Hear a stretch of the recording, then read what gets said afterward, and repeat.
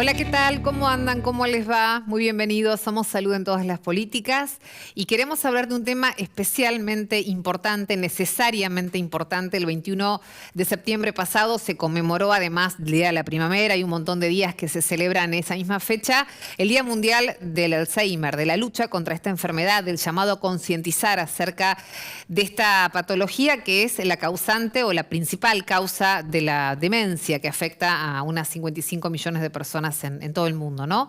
Lo que nos preguntamos, lo que queremos saber es si es algo que podemos prevenir, si es hereditario, si es posible diagnosticarlo a tiempo, si hay un tratamiento que ayude al paciente a llevar adelante una mejor calidad de vida. Un especialista en la materia de Fundación Favaloro va a estar hablando con nosotros en un ratito, no te lo pierdas, porque es un tema en el que todos tenemos que involucrarnos y además tenemos que aprender sobre esto y comprometernos también. Bienvenido, Salud en Todas las Políticas. Comienza Gaby, ¿cómo va, doctor? Hola Milva, bien, muy bien, muy bien. Acá con mi tabla nueva, imagínate. Por el cumpleaños que te hemos regalado, hicimos, sí, el posteo adecuado. Sí. ¿Podemos decir una línea de lo que fue el Congreso de ACAMI que me encantó? El Congreso de ACAMI que se celebró el 15 de septiembre pasado. Me encantó. Fue un maravilloso congreso. Bueno, ya lo vimos en el programa pasado. Sí, por eso. Pero la verdad que la pasamos muy bien, además. La pasamos muy bien y es sumamente interesante. Y se escucharon cosas importantes. Sí, volvimos a juntarnos después de 2 años de pandemia. Eso también era para celebrar y nos puso realmente muy, muy felices. Aprendimos mucho. Uno sale como muy energizado, ¿no? Con muchas cosas por reflexionar, por aprender, por proyectar. Así que felicitaciones a la gente de ACAMI. Gracias por la confianza. Yo disfruté mucho participar del Congreso. La verdad que me gustó muchísimo. Así que muchas gracias. Muy bien, Gaby, a lo tuyo, querido compañero. La percepción del tiempo. Vos sabés que esto es algo que venimos charlando. Sí. Hoy tenemos un especialista que va a hablar de las funciones cognitivas en tanto la enfermedad de Alzheimer. Claro. Yo no voy a hablar de eso. De hecho, tenemos una persona que sabe bastante el tema. Funciones cognitivas, la memoria, que es la que uno más enseguida viene a la cabeza, la atención y la percepción son aquellas funciones que tiene la mente y que son las que pueden empezar a sufrir en estos casos. Pero a mí me interesa más la percepción del tiempo. Porque el tiempo, Milva, se puede percibir en forma de diferentes maneras, de acuerdo a la edad que tengamos. Sí. Y de acuerdo a los lugares que tengamos. Y esto fue una experiencia que me pasó a mí estando en Purmamarca. Sigo enganchado con el tema de Purmamarca. Y bueno, no es para menos. Ya pasó un mes. En Purmamarca es donde nos reunimos con mucha gente autoconvocada por el tema de sustentabilidad, donde todos planteamos temas, donde respetamos los silencios, donde hablamos tranquilos, donde no hay conclusiones, donde se respira tranquilo al compás de la atmósfera, donde los latidos se acompasan también con el medio ambiente, y pasás el día así tranquilo, y de repente me pasó ese 1 de septiembre de llegar al hotel, prendo el televisor porque uno tiene que estar informado, y de repente aparece la vorágine, y aparece el vértigo, y aparece la locura, y aparece que un individuo que nadie conocía le apuntó con un arma a la cabeza a la vicepresidenta, y de repente la vicepresidenta no se dio cuenta, pero lo atraparon, y entonces todos los medios de comunicación entraron en una locura, en un vértigo, y estamos desde la casa de la vicepresidenta, y estamos de la casa donde vive el supuesto criminal, y estamos de la casa de gobierno, y estamos de la casa Quinta de Olivos, y de repente mañana no se trabaja y que no hay clases y porque dije basta, detente. Y ahí el tiempo otra vez volvió a donde yo estaba, que era Purmamarca. Y logré dormirme, logré descansar, me costó, pero lo logré. Y me desperté otra vez charlando entre gente que hablaba sobre la importancia del medio ambiente, sobre la importancia de las relaciones sociales, la importancia, insisto, de escucharnos, de tomarnos pausas. ¿Te acuerdas que hemos hablado de las pausas tan importantes? Pero como tengo que estar informado, me metí en las redes sociales. Y en las redes sociales empezaba otra vez la locura y el vértigo, y cada vez peor. Y todo lo que parecía que era un discurso de unidad no era tanto como parecía. Entonces, nosotros vamos a hacer un discurso de unidad porque ellos son el odio. No, el odio son ellos, no nosotros. Y entonces unite al hashtag no le creo nada, de otro hashtag, ustedes son el odio, vamos a hacer una marcha y no estamos de acuerdo. Entonces estamos todos juntos, pero faltan aquellos, y basta, y detente. Y me parece que ahí llegué a la conclusión, y lo hablaba con Dai en su momento, cómo percibís el tiempo de manera distinta de acuerdo si estás en un lugar. Y eso también es tu mente, que hace percibir de una forma mucho más rápida y vertiginosa si estás en una ciudad vertiginosa como es la ciudad de Buenos Aires o cualquier otra gran ciudad, o si percibís el tiempo, ese tiempo que te hace disfrutar en lugares como Purmamarca, como tantos otros de la República Argentina, que te hace entrar en sintonía con la naturaleza.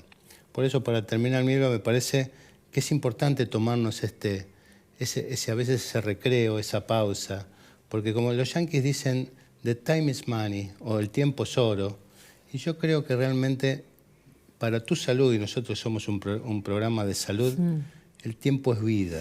Entonces creo que tenemos que percibirlo de aquella manera que no nos haga mal y no intoxicarnos tanto con la información que es necesaria, pero todo en su debida dosis. Ni te digo, querido compañero, bienvenido a los medios de comunicación y a esta forma de hacer periodismo desde el lugar que te toca también como médico, pero abocado al servicio de comunicar. Es un gran micromundo que tenemos los periodistas. Sí, claro. Y los noticieros, que vos me imaginas. Y especialmente los noticieros, donde creemos que la gente, la sociedad y todo el planeta está viviendo esa locura y ese micromundo en el que nosotros estamos inmersos y que llega un momento que es nocivo.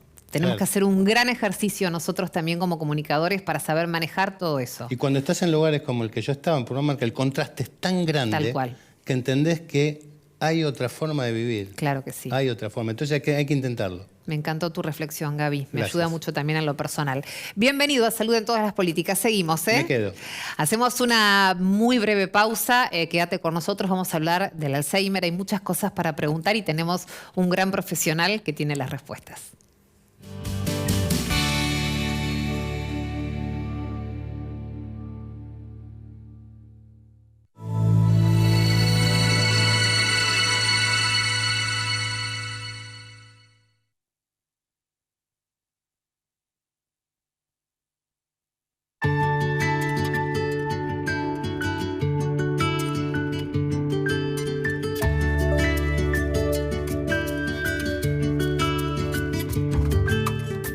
ANDAR, obra social de viajantes vendedores de la República Argentina. Planes de salud para empleados en relación de dependencia, monotributistas y particulares. Solicita un asesor comercial al 0810-345-0184. Bueno, te lo contábamos en la apertura de nuestro programa. El 21 de septiembre se celebra, se recuerda, se conmemora o se establece, ¿no? Como el Día Mundial del Alzheimer, una enfermedad que es la gran causa o la principal causa de la demencia, otra afección que padecen muchísimas personas. Entonces, hubo una campaña muy especial este año, muy interesante, Ponete el color violeta, y yo estoy también en alusión al tema de hoy con el color violeta, porque es importante aprender un montón de cosas. Tal vez esta sea una enfermedad de la cual uno se ocupa cuando llega a tu familia o cuando llega alguien muy cercano a tu familia y donde tenés que empezar a entender cómo va a ser la vida a partir de entonces. Y es bueno que nos comprometamos antes con esto, que conozcamos, que sepamos si se puede prevenir, si se puede detectar, si es hereditario. Hay muchas preguntas que queremos hacer y sobre todo difundir conciencia y conocimiento e información sobre la enfermedad. Por eso ya lo estoy saludando al doctor Santiago O'Neill, que es jefe de Neurología Cognitiva del Instituto de Neurociencias de la Fundación Favaloro. Menudo cargo, doctor, que tiene. ¿Cómo le va? Gracias por venir. ¿Qué tal? Muchas gracias por la invitación. Gracias a usted, doctor. Bueno, empezamos por lo más importante, ¿no? La importancia de hablar de Alzheimer, de concientizar, de informarnos, ¿no? Un día se ha puesto en el año como referencia, pero para ustedes es un trabajo constante. Sí, es una realidad. Para nosotros es un trabajo cotidiano con esta enfermedad, que es la más común, y con otras enfermedades similares. Pero pensamos que todavía hay mucho por hacer, mucho por conocer de la población y de todo el mundo, inclusive de nosotros también, sobre la enfermedad. Entonces aprovechamos el día para intentar concientizar, informar y que la gente conozca un poco más sobre a qué se refiere y de qué se trata esta enfermedad. Bien, vamos de cero, doctor. Vamos de cero para personas que no somos médicos, que no somos especialistas en salud, que no tenemos a nadie dentro de nuestra familia con esta patología. ¿Qué es el Alzheimer? ¿Por qué se provoca? El Alzheimer es una enfermedad neurodegenerativa, ¿sí?, que afecta a cualquier persona, pero mucho más frecuentemente a personas mayores. Sí. El principal factor de riesgo para tener la enfermedad es la edad, es decir, que a mayor edad, mayor chance de tener la enfermedad. Y es una enfermedad en la que nosotros, o se sabe hoy, qué es lo que pasa en el cerebro de una persona que tiene Alzheimer. Se sabe cuáles son los cambios en una persona que tiene Alzheimer, pero no sabemos por qué. No se conoce la causa. Es decir, es una enfermedad en la que hasta hoy, septiembre del 2022, Sí. no sabemos cuál es la causa de la enfermedad y por qué algunas personas lo desarrollan y otras no. ¿Hay genética en esto? Hay genética involucrada que no es lo mismo que herencia involucrada. Bien. ¿Sí? Se cree que hay factores genéticos, se cree que hay factores del ambiente que hace que algunas personas tengan síntomas y otras no. Pero como decía, no es lo mismo que herencia, porque una de las grandes preguntas que nosotros recibimos es si es una enfermedad hereditaria. Claro. Es decir, mi mamá tuvo Alzheimer o mi papá tuvo Alzheimer. Yo tengo o voy a tener Alzheimer. Y la realidad es que no. La realidad es que en un 95% de los casos, es decir, 95 de cada 100, no son hereditarios. Solamente una pequeña porción de los casos son hereditarios y tienen una característica muy particular, y es que en general los casos hereditarios empiezan a edades tempranas. Para nosotros, edades tempranas son menores de 60 años. Bien. Entonces, hay que pensar o sospechar que puede haber algún riesgo hereditario si el inicio de los síntomas es antes de los 60 y casi todos antes de los 50 años. Claro, muy joven. Síntomas entonces. ¿Cuáles son esos síntomas a los que tenemos que atender? El síntoma más común y más típico es la falta de memoria. ¿Sí? La falta de memoria que empieza con dificultades en la memoria reciente, es decir, no me acuerdo qué comí ayer a la noche o qué actividad hice ayer a la noche, pero por lo general está preservado todo lo que tiene que ver con la memoria más lejana. Es decir, puede ser que se acuerden sin problemas cosas que pasaron hace 30, 40 o 50 años. Bien. A medida que la enfermedad va avanzando, la memoria se va perdiendo desde lo más reciente hasta lo más pasado. Eso es lo más típico y lo más común, pero no es lo único. También puede haber dificultades en el lenguaje, problemas para encontrar las palabras. Yo sé que eso es una copa, pero no me sale el nombre. No lo puedo nombrar. ¿Sí? Lo tengo en la punta de la lengua, sé para qué sirve, pero no lo puedo nombrar. Eso también es algo que puede asociarse con la enfermedad. Dificultades para orientarse en estadios por ahí más avanzados de la enfermedad, desorientarse en la calle, no saber dónde estar o no saber cómo volver a su casa, por ejemplo. Y muchas veces, además de los síntomas que nosotros llamamos cognitivos, se asocian trastornos relacionados con la conducta. ¿Sí? Trastornos en el estado de ánimo, falta de motivación, trastornos en el sueño. Son síntomas que también pueden asociarse, obviamente no todos los pacientes tienen todos los síntomas, pero pueden asociarse con la enfermedad también.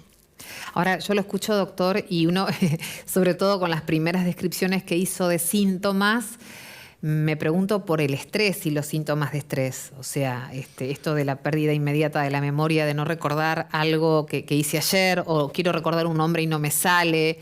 Digo, vivimos en un tiempo en el cual todos estamos como muy exigidos y afectados por esta sensación de hastío, de cansancio. ¿Es bien diferenciador? ¿El síntoma es bien distinto? O sea, la realidad es que el problema de memoria es un síntoma. Después hay muchas causas. Claro. El Alzheimer no es la única causa Comprendo. que puede producir problemas en la memoria. Está bien. Una de las características que por ahí uno tiene que prestar atención es, bueno, ¿esto me pasa todo el tiempo? Claro, ¿O es comprendo. algo aislado? Claro. ¿Esto cada vez está empeorando, cada vez está peor? ¿O es algo que tengo hace mucho tiempo y está estable y no progresa? Esas son algunas de las pistas que por ahí nos ayudan a nosotros a decir, puede llegar a ser o puede que no sea. Perfecto. ¿Y cuándo deberíamos consultar? Nosotros siempre sugerimos que ante la menor duda uno consulte. Siempre es preferible consultar de más que dilatar la consulta y llegar a un estadio o en un momento en el que por ahí la enfermedad ya está más avanzada. Claro. Entonces, la sugerencia es, si uno tiene alguno de estos síntomas, si tiene alguna duda o algún temor, siempre lo mejor es hacer una consulta. Nunca una consulta de más allá de facilitar nuestro trabajo, además, una consulta de más, yo creo que uno pierde un poco de tiempo en el caso de que no sea algo, digamos, que justifique, pero... Pero gana tiempo si lo es. Exacto. Gana tiempo si es el comienzo de la enfermedad.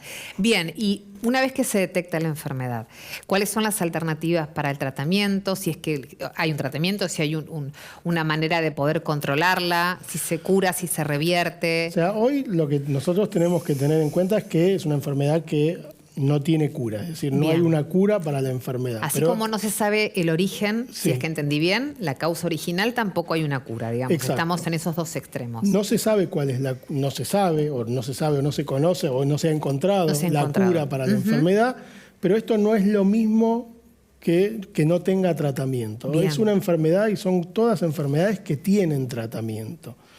Existe un tratamiento que tiene que ver con medicación, cuyo objetivo hoy es enlentecer la progresión de la enfermedad, es decir, hacer que la enfermedad progrese más lentamente. Y tenemos tratamientos que tienen que ver con lo que nosotros llamamos no farmacológicos, es decir, trabajar con el paciente, trabajar en estimular su cerebro, estimular sus actividades mentales, estimular sus actividades sociales, estimular su actividad física. Y obviamente también trabajar con la familia del paciente. A eso iba, doctor, porque cuando aparece la enfermedad en nuestro entorno familiar, hay primero como mucho miedo, mucho desconocimiento, hay cierto dejo de tristeza porque hay algún punto de la enfermedad, no siempre entiendo, pero en el cual el paciente ya deja de desconocer a su gente más querida, ¿no? Entonces también hay que prepararse para acompañar a ese familiar y para darle también un cuidado adecuado, que no siempre es un familiar el que puede cuidar. Para cuidar hay gente que se especializa y se capacita para cuidar, sobre todo a un perfil de paciente como el que padece Alzheimer, ¿no? Sí, es una realidad. Es muy importante trabajar con la familia, que la familia sepa de qué se trata la enfermedad, qué es lo que puede pasar en el futuro inmediato y en el futuro más lejano. ¿Para qué? Para que no se sorprenda ante determinadas situaciones que pueden aparecer. Nosotros siempre sugerimos, dentro de la medida de lo posible, que los pacientes tengan un cuidador o alguien que esté con ellos y que no sea todo el tiempo, las 24 horas del día, un familiar, porque hay algo que ya está claramente descrito, que es lo que se llama la sobrecarga del cuidador. Sí, por supuesto. Entonces, es muy desgastante estar todo el día con una persona con esta enfermedad, no porque sea buena o mala la persona, sino por lo que implica. Por supuesto. Entonces, necesitamos que esa persona, el familiar generalmente que cuida a un paciente con enfermedad de Alzheimer, pueda también tener su vida, pueda tener por supuesto, claro, la capacidad de hacer otras cosas para no sobrecargarse y que eso también obviamente repercuta en su salud y en la del paciente. Doctor, ¿podemos prevenirlo? ¿Tiene prevención? ¿O digamos, le caben las generales de la ley, que es vida saludable para tratar de cuidarnos de manera integral? En realidad lo que se ha demostrado, y cada vez hay más evidencia, es que si nosotros tenemos una vida, llamémosle ideal, ¿sí? Una vida saludable en cuanto a alimentación, actividad física, actividad social, estrés, tenemos alta chance de, no sé si no tener Alzheimer en el cerebro, pero sí de no desarrollar los síntomas o desarrollarlos más tardíamente. Bien. ¿Qué significa esto? Es que tal vez yo puedo tener los cambios típicos del Alzheimer en mi cerebro, pero si yo hice una vida saludable, controlé mi presión, comí bien y hice todas las cosas necesarias, no a los 70 años, sino a los desde 40, desde 50. Antes. Claro. Digamos, si yo voy a tener la enfermedad, los síntomas, en vez de empezar a los 75 años, tal vez van a empezar a los 80. Entiendo. Y eso, digamos, no es, si bien no es el término prevención para evitar la enfermedad, es un claro, digamos, enlentecimiento en la aparición de los síntomas. Comprendo. Doctor, ¿hay distintos grados de Alzheimer, si cabe la expresión? ¿Distintas formas que la enfermedad afecta o, digamos, a la persona? ¿Hay casos más graves, más severos? ¿Hay otros más leves? Como, digamos, en general los síntomas son los que describimos antes. Sí. Hay algunas personas que pueden tener síntomas más relacionados con la conducta, otros más relacionados con la memoria. Y por otro lado, la evolución o la progresión de la enfermedad no es igual para todas las personas. Bien. Hay personas que tienen una progresión más rápida de la enfermedad y hay personas que tienen una progresión mucho más lenta de la enfermedad. No se sabe exactamente de qué depende, pero Sí se sabe que hay personas que tienen una progresión en 2-3 años y hay otras personas que tienen una progresión en 15-20 años. Bien, claro. Doctor, decíamos al comienzo que es una de las principales causas de demencia. Es el paso que sigue. ¿Qué significa demencia concretamente? Demencia es un término general. Ajá. ¿Sí? Demencia es un término que nosotros usamos o que se usa para describir un grupo de enfermedades donde se comprometen las funciones cognitivas como la memoria y se compromete la actividad cotidiana, es decir, salir solo, manejar el celular, manejar la medicación. Esa es la definición de demencia. La enfermedad de Alzheimer es la principal causa de demencia. Hay otras, es decir, nosotros en general ahora ya no hablamos más de demencia, sino intentamos hablar más de cuál es la causa de esa demencia. Perfecto, que es el Alzheimer. En este caso, el Alzheimer. Podría ser, claro. Doctor, preguntarle dos cosas, nos quedan unos minutitos todavía. Primero, más allá de que todavía no se sabe el origen o no se ha descubierto, y más allá de las condiciones neurológicas y físicas, ¿hay algo que tenga que ver con el entorno, que sea emocional, que sea que impacte desde afuera al paciente? En realidad, todas esas cuestiones, llamémosle el estrés, las cuestiones emocionales, no son la causa de la enfermedad, eso está claro. No es que alguien va a tener Alzheimer porque está muy estresado, pero sí son factores que influyen. Bien. Muchas veces actúan como gatillos, es decir, hacen que los síntomas tal vez empiecen si la persona tal vez estuviera tranquila o sin estrés en una situación ideal, empezaría más lentamente. Es decir, todas las condiciones externas no van a generar la enfermedad, pero pueden ayudar a que los síntomas estén peor o a que los síntomas aparezcan más tempranamente. Bien.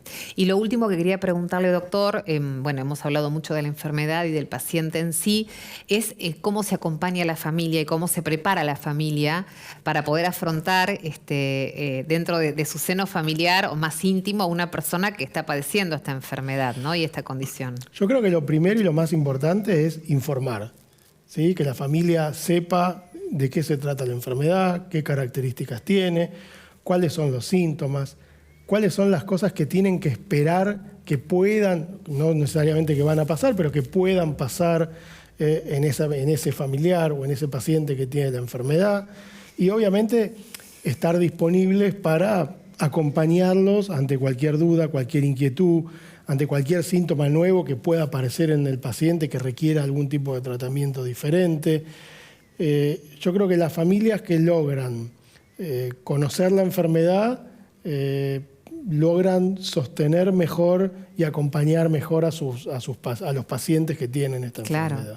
Desde la Fundación Favaloro, doctor, en el área que usted preside, se trabaja especialmente con todo esto, ¿verdad? Sí, nosotros tenemos un equipo de alrededor de 20 personas, ¿sí? Que incluyen médicos, neuropsicólogos, musicoterapeutas, fonoaudiólogos, terapistas ocupacionales, y nos ocupamos desde la consulta, el diagnóstico, el tratamiento, que incluye el tratamiento desde el punto de vista médico, y la rehabilitación que nosotros hacemos con muchos de nuestros pacientes en la Fundación. ¿En la rehabilitación qué supone? ¿Poder retrasar los síntomas o traerlos de vuelta directamente a un estadio anterior? No, el objetivo es mantener a los pacientes en el estadio en el que están, ¿sí? Y mantener el cerebro activo, ¿sí? Para evitar que la enfermedad progrese más rápidamente. Claro. Creo que, y desconociendo absolutamente por ahí el fantasma más grande o lo que uno a veces escucha, que las cosas que más impactan o duelen por parte de los familiares es cuando el paciente ya desconoce, ¿no? Cuando desconoce a su nieta, a su hija, a su pareja. Eso debe ser tal vez uno de los momentos más traumáticos, supongo. Sí, ese es uno de los momentos cuando no reconocen su casa, cuando no reconocen a su familia. Y hay otro momento en el que los pacientes pueden pasar que tiene que ver con la falta de reconocimiento de la enfermedad. Es decir, llega un punto en el que los pacientes pueden desconocer la enfermedad, es decir, no darse cuenta de lo que les pasa. Por un lado, eso es bueno para los pacientes porque no la pasan mal, porque no sufren el olvidarse o el no acordarse, porque ellos piensan que no les pasa. Claro. Pero para los familiares es algo muy importante y algunas veces, en cierta manera, puede llegar a ser traumático. Claro que sí. Por eso quisimos hablar de este tema, por si tenés una situación en tu casa, porque si no, igual tenemos que saber. Fundación Favaloro, dentro del equipo que preside el doctor, trabaja de una manera como muchos centros muy, muy seriamente, y me parece que es un compromiso de todos estar siempre alerta y atentos a informarnos y a poder acompañar de la mejor manera posible. Doctor O'Neill, gracias por haber venido. Sí, gracias por estar con nosotros hoy. No, muchas gracias a ustedes por la invitación. Ha sido un placer. Gracias por acompañarnos. Somos Salud en todas las políticas y nos encontramos de nuevo la próxima semana. Que estén bien.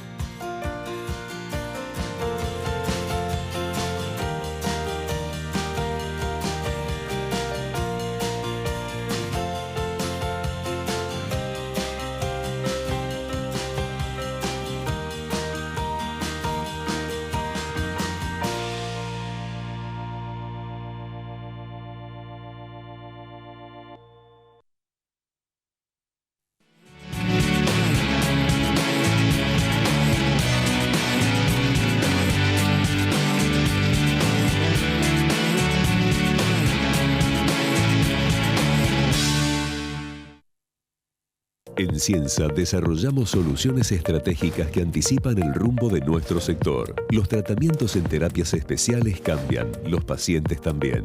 Ciensa, la salud es nuestro compromiso.